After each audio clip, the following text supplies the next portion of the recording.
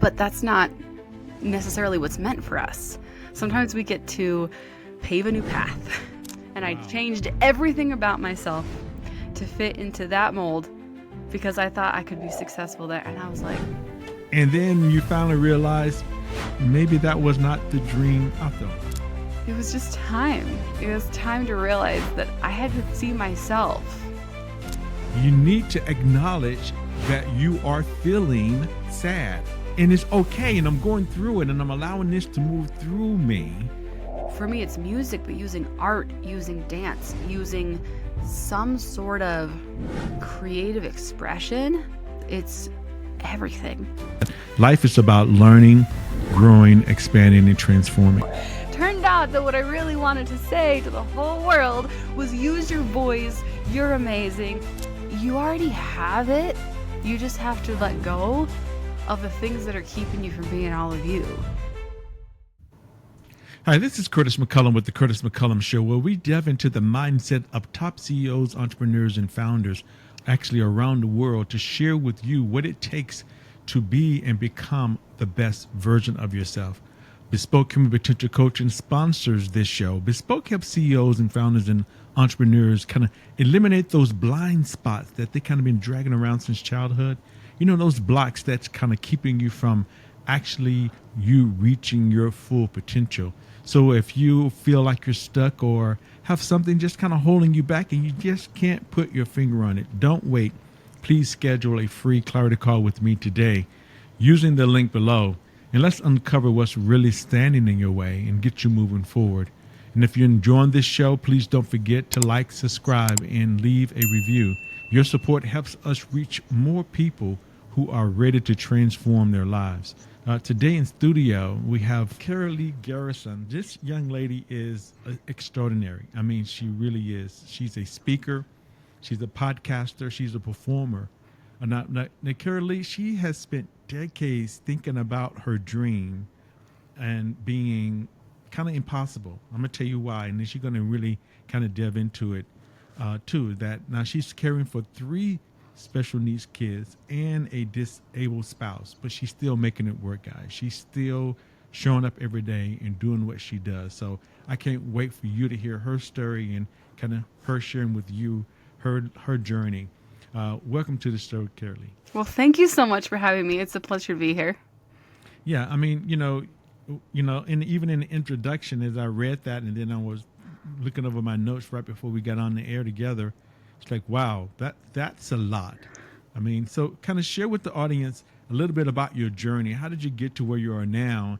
And then how are you showing up with this resilience and this, the perseverance and all these things happening in your life right now? Well, it is, as most of us would say, it's a long story. We have a long becoming journey. It takes us a lifetime to become who we are today, right? Yes. So, it does. It all started with, I had this vision of performing, of being, a singer on stages, and holding on to that vision took everything.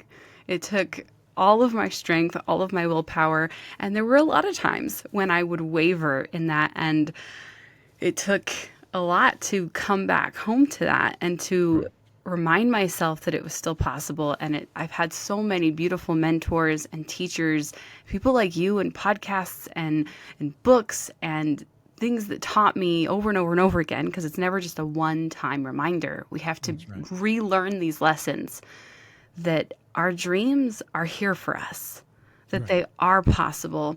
They might just have to look a little different than we thought, because we think in these terms of what we see other people accomplish. Right. So we look to those who have gone before and we see those prescribed paths and we think that we have to fit in those molds. But that's not necessarily what's meant for us. Sometimes we get to pave a new path, and that's kind of been my journey of finding my own way and making my dream fit into my world, which is full of chaos and full of making, music work for a family and staying home as a mom and doing music from home and podcasting from home and speaking from home. And But I mean, you think about it. I think that's so important that you mentioned. This is like, everyone's path or journey is different, and the way they show up is different, and then how the world is presented to them is different, and like yours is totally different than mine. I have my own journey. Sometimes people look at your journey and then look at my journey, and they says, "Wow, I just keep my own journey because it's not as difficult as I thought it was." And I'm looking at your journey and how you were kind of utilizing the resilience and stuff that's in your life. So how do you do that? I mean, what is it that keeps you going like that? That's a great question. I have this natural stubbornness. Just will not let go of the thing that I know is meant for me, even though I've been told so many times it's impossible. Right. I was the child who was, we didn't have the money, we didn't have the things that I wanted. I wanted a new dress, right? And so we didn't have the money to go buy one, so I would just go make one instead. Right. Even though we didn't have the money to go buy fabric or I would just go make it. And then I didn't have the skills. I didn't have anything. I just went and did it anyways. That was the kind of tenacity that I had as a child. And I've kind of carried that throughout my life. So when, as a young mom with little kids and we couldn't afford Christmas presents, I was really, really resourceful. Right. And looking at what I had to deal with, what can I do? What power do I have? And I would use that resourcefulness to make something out of nothing in a very physical, tangible way. And then when I looked to my music dream, I often felt powerless. Right. And then I, looked to mentors like you, and I heard this thing that was, because it's all about mindset work. It all comes back down to that mindset work. And I heard this thing of, you have more power than you think you do. You are in control of your own life. Yes. And it was, wait, I can apply this thing I've done with crafting and with sewing, with making things, with making gifts for people for Christmas and for my kids. This thing I've done my whole life, I can apply that to music too. Right. I can apply that to the intangible dreams that I've had. And it kind of changed everything. And that was when I was able to write my album and learn how to produce my album, and things just started snowballing from there. Right. But we take it back for a little bit now, because I think I want the audience to kind of see what that journey was, because we talked a little bit about the fact that you wanted to be an opera singer, but it didn't happen. Yep. All right. So the whole story. In a nutshell, we can try to. It's a big, huge story. So I went to college at 18, wanting to be an opera singer. I auditioned for the School of Music the same month that I met and married my husband. We met and married in 7 weeks. Wow. So that was the same month that I auditioned for the School of Music and didn't get in. Wow. It was it was one of those, we met and I just knew. Okay, so you met your husband. 7 weeks later, you guys got married, and then at that same time, you didn't receive one of your first roadblocks or setbacks was the fact that you did not get into opera school. So now, how did that affect you now, being married and not having that part of your dream? Bespoke Human Potential Coaching sponsors this show. Bespoke helps CEOs, founders, and entrepreneurs get rid of those blind spots that they've been carrying around since childhood. So if you're stuck and have some blocks, click the link below for your clarity call or scan the QR code if you're on video. Let's get rid of those blind spots. Now back to the interview. Well, one of the things was that my husband had already been in that same program. He's also an opera singer. So we had this now dynamic of a little tinge of jealousy going on. We've now been married for 16 and a half years. So it did work out. And it's been quite a road. But so we kind of started off with that. And it was, I kind of shifted gears and went on and got pregnant. And we had our first 18 months later. Wow. So then we were at college, full-time students, and then we moved away without having finished our degrees, and we had our second, who was only 14 months younger than our first. We moved out. We went to college at BYU in Utah, had our first here, then we moved out to California, which is where I'm from and grew up, and my parents lived there. So we moved out to California and had our second. We were there for a few years, and then we moved to Texas and we had our third, which is where my husband's family lives. And we were there for a few years, and that was where my husband's health really started to decline. He went from working full time to only being able to work part time and collapsing more and more often. And eventually he was diagnosed with something called familial episodic ataxia, which is a chromosomal defect where he would start stuttering and he would start shaking and he'd collapse to the ground, and I'd have to carry him to bed. And I became his caretaker. And right around within that same year, our two oldest were diagnosed with autism. Our youngest almost died at birth. This was 2014 into 2015, and it was all of the music dreams kind of got shoved to the side while we dealt with this family system trauma that was very overwhelming. Two kids on the autism spectrum. We were doing 4 hours of therapy a day, driving an hour away to do that while my husband was in and out of the hospital every month for some new crazy thing. And our youngest had almost died, and we were dealing with that PTSD trauma. Right. And it was wild. So then it took a few years for us to kind of get into this groove of therapy, doctor's appointments, living on no money for years. And then in 2018, I just got this overwhelming feeling of we needed to move back to Utah and finish our degrees in college, my husband and I. Because we had left. I had tried to finish online, but I felt really strongly we needed to move back. And I was like, no, thanks. I don't like Utah. I don't want to go back. Pass. Like, no, thanks, God. Pass on that one. But it was really strong. And I felt like it wouldn't go away. As much as I tried to dismiss it, it would not go away. And so finally, I was like, we can't afford it. We have no money. Like, there's no way. And then we were finally approved after years of applying for SSI for my husband for disability income. Right. And we got this back pay, and I was like, oh, now we have money to move with. I guess I can't use that as an excuse anymore to keep ignoring this just knowing.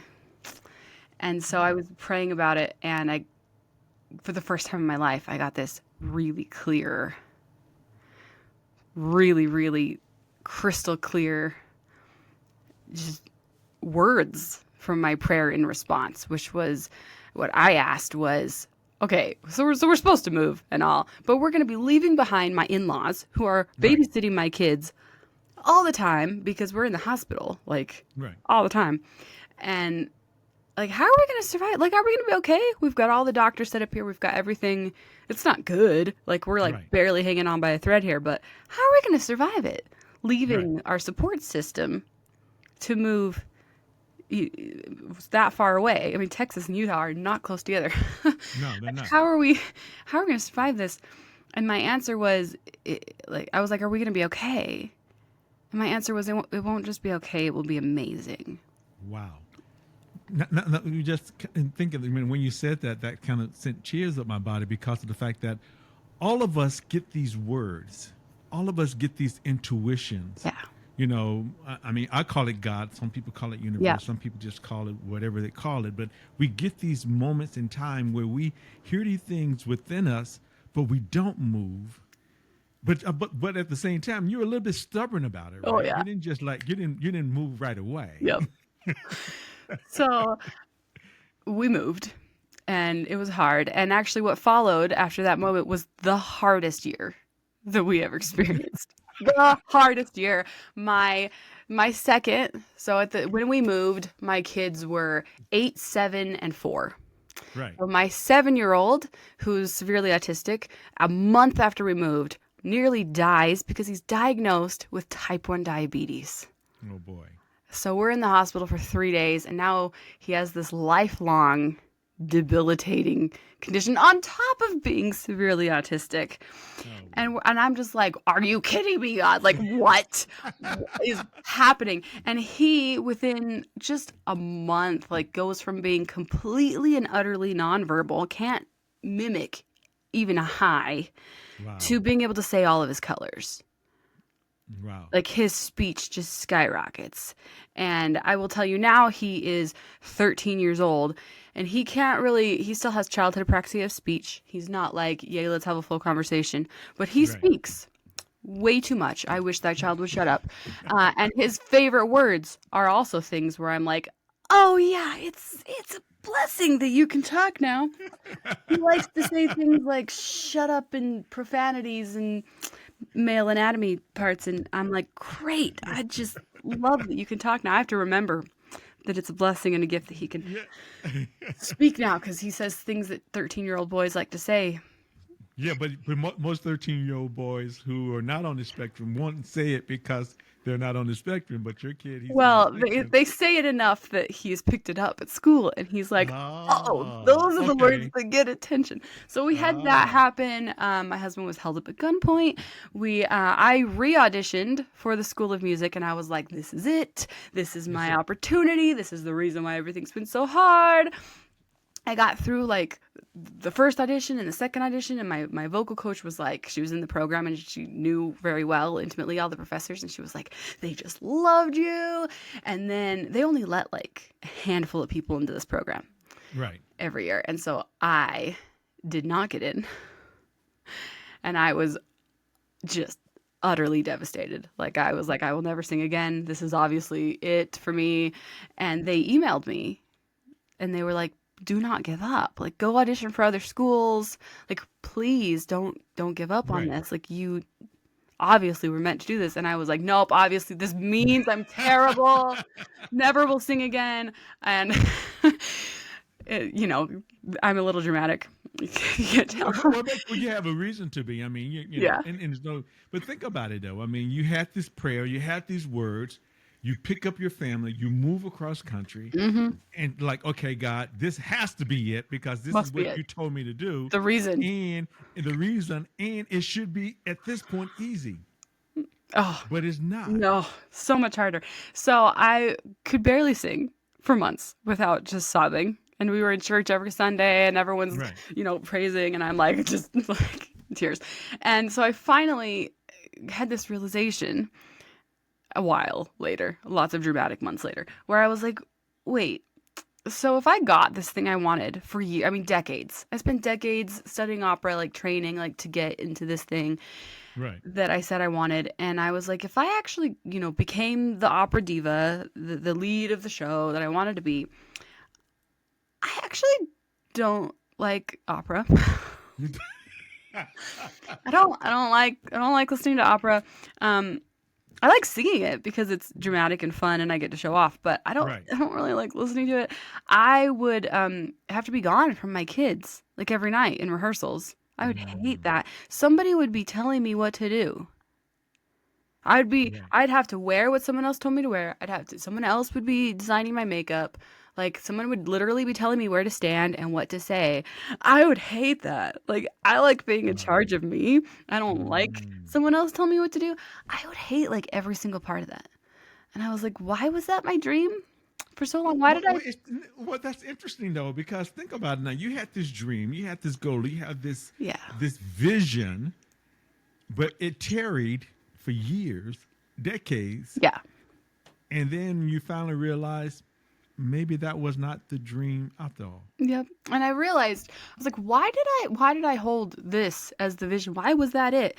And I went back to childhood, like that inner childhood work. Ooh, it's so Right. powerful. And I went back and I was like, it was because of this one moment when I had Mm. I used to write music when I was in middle school and high school, and it was my favorite thing to do was to write songs.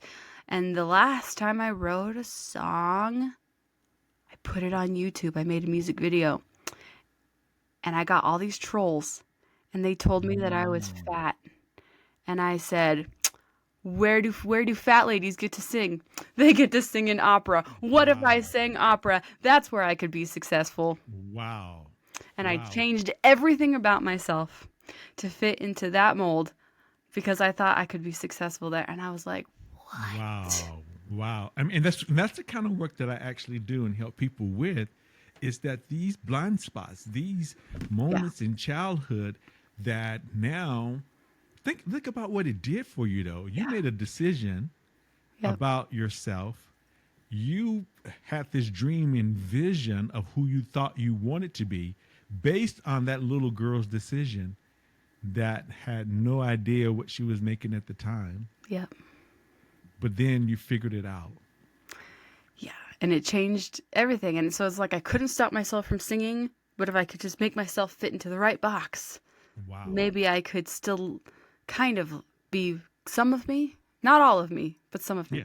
So I went from there into a songwriting class and started writing music again. And I wrote, the very first song I wrote for this class was, my professor was kind of not, he was not a very good person. I didn't like him very much.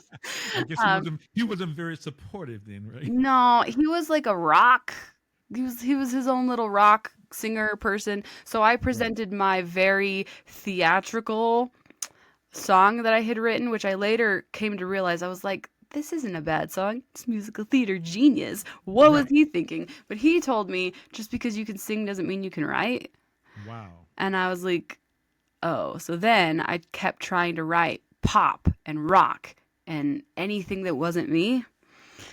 And I spent another decade, not decade, 5, 6 years trying to figure out what genre I belonged in. How do I make myself fit into somebody else's genre so that Right. I can be what other people want me to be? So I was writing all these songs that didn't sound like me. And what does pop sound like? How do I make my voice be pop? My voice is not pop. Not Right. after studying opera for that long. It's a lot more musical theater-y, jazzy, I don't know, whatever. I'm just me. And Right. I've come to terms with that in a lot of ways, and I've had to work through so many things with that, and it's been quite a journey. But so I finally, I had been in this degree program of sewing and tailoring because Right. I'm good at that. And I had realized when I didn't get into the opera program, I was like, I can't just graduate in this because it will break my heart to go walk across the stage and feel like a failure that I didn't get into the music program, Okay. which there was a whole thing. So I double majored and added a theater degree on, and then I studied makeup design and costume design, which went kind of hand in hand. And then a couple years after I graduated, my makeup professors were like, "Hey, we need you to come teach the makeup class." So now I'm teaching makeup Wow. and costume design at BYU, which was kind of fun.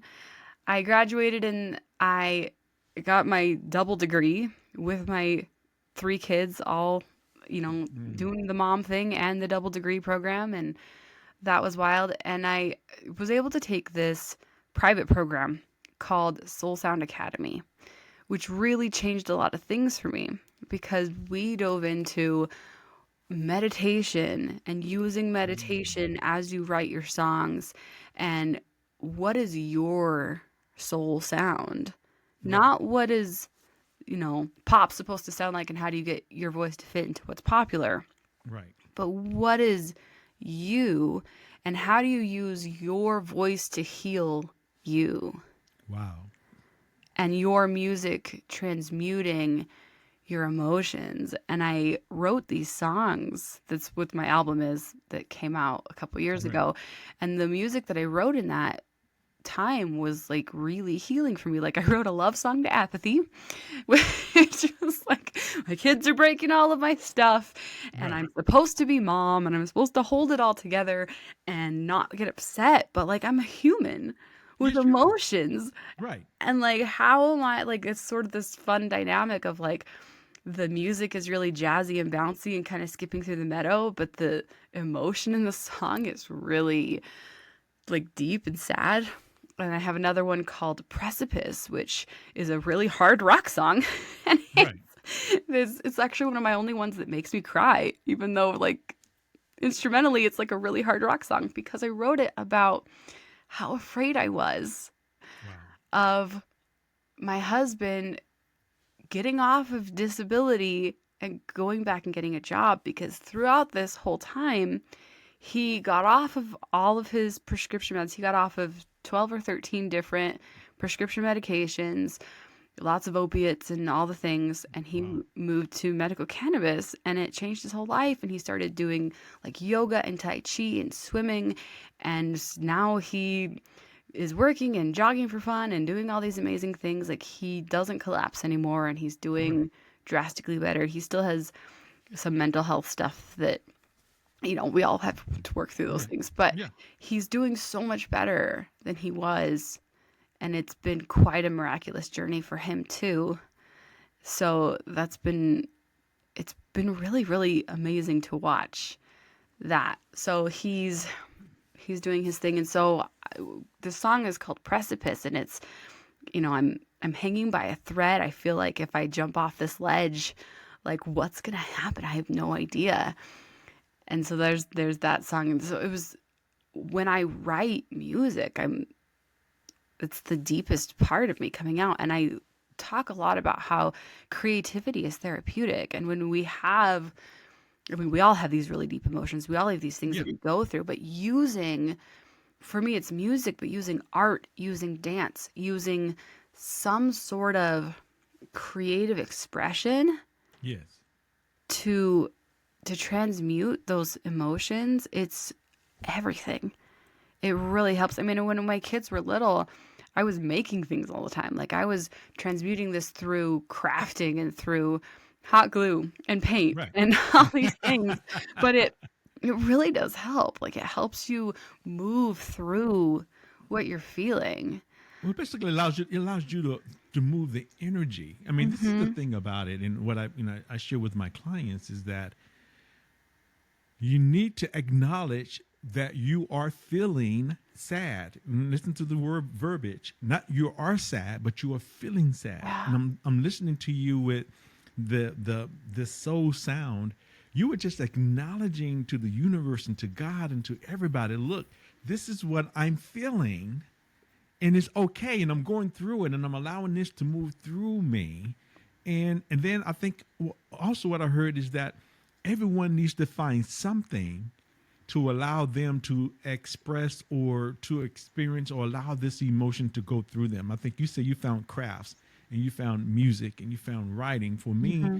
it's like, part of my day is I'm walking. Yeah. I walk like 10,000 steps a day, and if you never walk 10,000 steps a day, guys, I'm telling you, you Mm. just don't get up and walk 10,000 steps a day. It takes a concerted effort to do that, but it does for something for me that allow me to move my emotions so that I can continue to do what I do. And I think what you've done in your music and with all the things that you do is just continuing to move these emotions and these feelings and expressing them in a way, acknowledging them so that they can pass through you and not kind Yeah. of sit in your body. Yeah. It's therapeutic, and we need Yes. it, and we need to constantly be moving that. So, my other thing that I started doing right at the same time that I began working on my album, I started my podcast, which was, at the time, it was called Seeking Sunshine, which is the same name as my album. And my title song of my album is called Seeking Sunshine. And I have since pivoted multiple times, and now my podcast is called Be the Dream. Because when I started Seeking Sunshine, it was all about finding the light in the darkness, Right. because it was all about sharing my story, and I had this really deep-seated need to be heard. It was, please hear my story. My life is so hard. Everything is hard. I need to be seen. I need to be heard. And because of that, everyone I interviewed was in the same place I was. Mm, And I just kept drawing in people who really, really needed to be seen for all their trauma. right. And after a really long time of interviewing lots of people who I was witnessing them, and it was beautiful, but it was draining. Right. It was a lot of hard Yeah. I was witnessing. I came to this realization that I needed to up level. I needed Yeah. to become more for myself and for my Wow. audience, because it was just time. It was time to realize that I Oh had to yeah. see myself first and Oh yeah. foremost. I couldn't rely on anybody else to give me what I needed. I had Wow. to be that for myself. And that's what everybody needs, is to witness ourselves. And that's one of the most beautiful things about podcasting, because I also teach podcasting now, is that it gives you the opportunity, because you record and then you listen back through it and you edit it. But through that whole process, you are witnessing yourself. You're witnessing your own growth journey. You are Yes. listening to your own stories. You are hearing your own voice. And the more that you hear yourself, the more you learn to love yourself. Because at first, when I started my show, I was over editing every breath. My first podcast episode where I told my story, it is 1 hour long run on sentence. It's terrible. Don't listen to it. It's still up, but don't. And now I'm like, I don't know, 276 some odd episodes in, and I hit it nothing. Almost. Right. I mean, there's a couple things, but it's, for the most part, it's It's you. it's me, it's raw, it's real, because it's a living, breathing humanity kind of conversation. It's, let's be real, let's be human. Yes. And it's been a growth journey to get there. Yeah, that's what I mean. That's kind of one of the things that I actually share with individuals. I mean, a couple of years ago, I was asking God, okay, God, what is this thing all about? And I kept reading these different books, and I've been asking this question for years now. I mean, like decades. This doesn't make sense to me. What is it all about?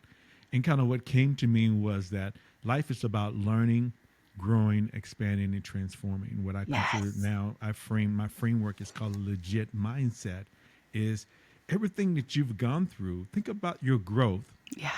And then when you reached when you got ready to transform, you said, you know what? I'm ready to up level from this. I'm ready to graduate from this. Let me change my focus.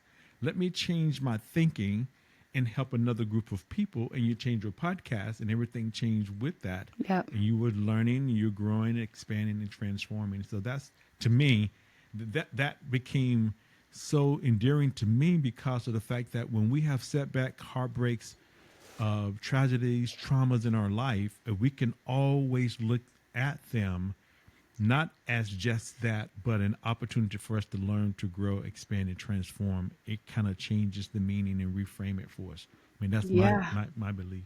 Absolutely. Bespoke Human Potential Coaching sponsors this show. Bespoke helps CEOs, founders, and entrepreneurs get rid of those blind spots that they've been carrying around since childhood. So if you're stuck and have some blocks, click the link below for your clarity call or scan the QR code if you're on video. Let's get rid of those blinds. Now back to the interview. Well, and so it started with this dream of me on a huge stage. Like that was the vision from when I was a child. It was like, okay, I see myself on these huge Right. stages, and I was like, okay, how does that happen? Maybe opera. Well, then kids. Well, then I Right. don't. How, that's impossible. Can't do it. Kids. So it doesn't look like an overnight thing. You can't just say, well, it's not going to happen tomorrow, so it's never going to happen.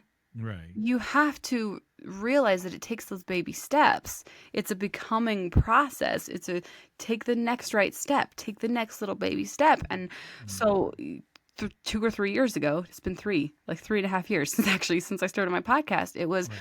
okay, I'm not at the point yet where I can get a babysitter, because there's not a lot of people who want to babysit a severely autistic diabetic kid.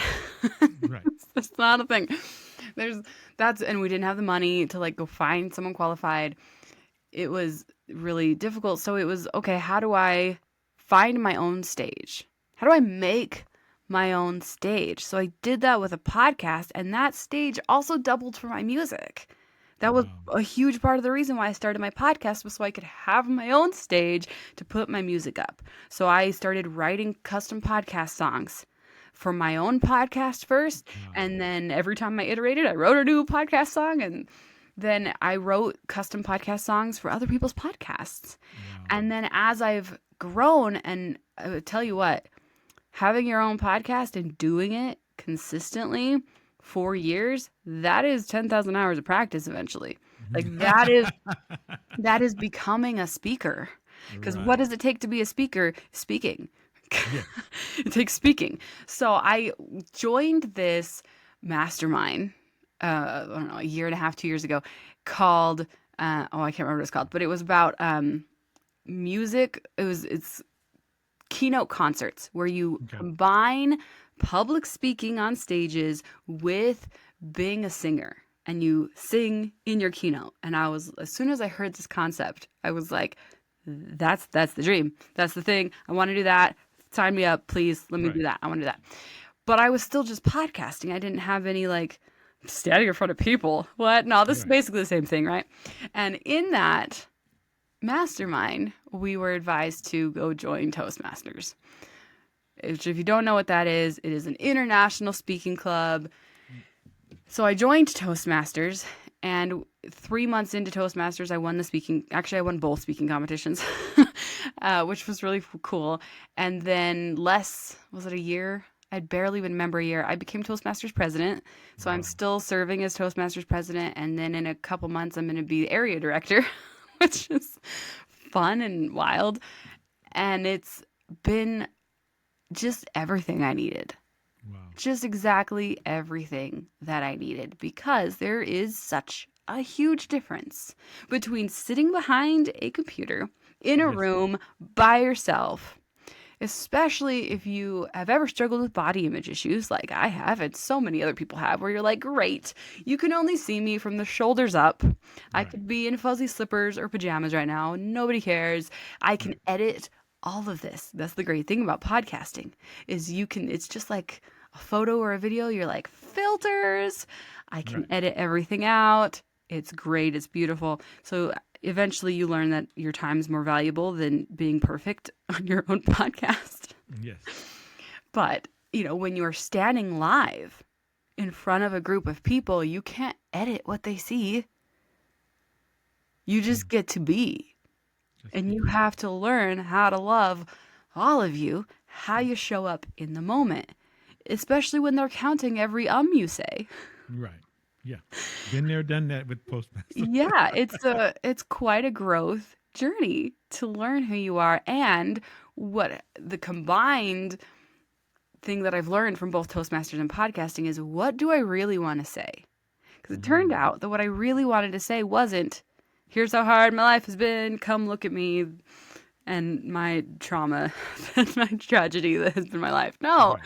turned out that what I really wanted to say to the whole world was, use your voice. You're amazing. Start getting up here. Let me show you what I've learned. Let me show you how amazing you are. Let me teach you how to speak like I've learned, so that you Right. can get up here and do this too, because it's changed my whole life. So now I teach public speaking, and I teach people how to podcast, and I teach people how to stop being so afraid, because when it's so easy to just think, oh, if I'm sitting here and speaking all day, that it won't show up. But all of those subconscious fears Yes. that you don't necessarily see, they will show up Yes, they will. all over your body, and in your expressions, in your arm movements, in your physique, in the words that you say when you get up in front of a group of people. Yes. All of it shows up, whether you want it to or not. It all comes out. And one thing that was really funny for me was, even after I had worked so hard on my public speaking skills and I'd become better and better and better at it, I noticed that when I would start including music in my speeches, all of it would come back. I'd Mm. start being T-Rex, arms backing into a corner, shrinking my Right. body down. The Right. moment I started singing, all my eye contact would disappear. All of my outgoing, like, ness, all of Right. my great public speaking skills would disappear the moment I started singing, because I'd become so self-conscious. Mm. And I've gone deep into why that was, and that's been my new latest goal, is like, why is that? And so as I've gone out and been speaking in public and speaking to schools and speaking in around my community about, being yourself and being authentic and how to really open up, because people are going to love you for being you. And when we're so afraid, that it shows up. It shows up in ways that we don't want it to. So how can I get in touch with you, Kevin? Oh, I'm on Facebook. I'm on Instagram. It's Karaleigh Garrison. My website's karaleiggarrison.com. Yeah, I'm Karaleigh is kind of a unique name, and It is. if you spell it right, I'm pretty easy to find. Although I will say there is another artist named Karaleigh, so it has to be Karaleigh Garrison. So you Yeah, just Curly look up, Hair. Yeah, yeah, because we're gonna have all her links down below, guys, so you can get in touch with her because you teach people how to do podcasts, how to actually show up, and yeah. they be their authentic self, which is so important. So, what would you like to leave the audience with today, Curly? Just more of this. It's you already have it. You just have to let go of the things that are keeping you from being all of you, which is thinking that other people are judging you. They're just judging themselves. They're comparing themselves to you over and over and over again. Understanding yourself, studying yourself on that deep level, which is exactly what Curtis does. It teaches you how to do and helps you understand what that thing is. I mean, I had some realizations that blew my mind about things from when I was a child and things that my mother had said that, like, it's those things that change everything for you. That when you are finally free of them, when you finally realize them, they help you finally be all of you. Yes. That's so true. I mean, and that's so true. I mean, thank you, number one, for being a part of the show, Yeah. and thank you for sharing, and thanks for being authentic and just showing up as you and sharing your story. I mean, you know, the whole idea of sharing stories in this way is to share with people that you can make it through too. I mean, you don't have to stay there. You can continue to grow. You can continue to learn, expand, and transform like you have and continue to do on a daily basis. So, first of all, thank you for being a part of this show, Karaleigh. And also, we'd like to thank the listeners for kind of hanging in with us and allow her to kind of motivate you and kind of nudge you on to be better than you are today, because I truly believe that you have all the resources within you to become the best version of yourself, and you can actually help draw those things out. And sometimes it's a little bit difficult to do it by yourself. That's why people come to see me. That's what I do. I help people do that, and then she does it in a special way, differently. So kind of reach out to her if she resonates with you. Kind of remember that true success comes when you embrace what I consider the legit mindset. That's keep learning, growing, expanding, and transforming every day. And if today's episode resonates with you and you need to speak with Karaleigh, get in touch with her with the links below. If you need have some blind spots, some things that are holding you back, use the link below and schedule a free clarity call with me.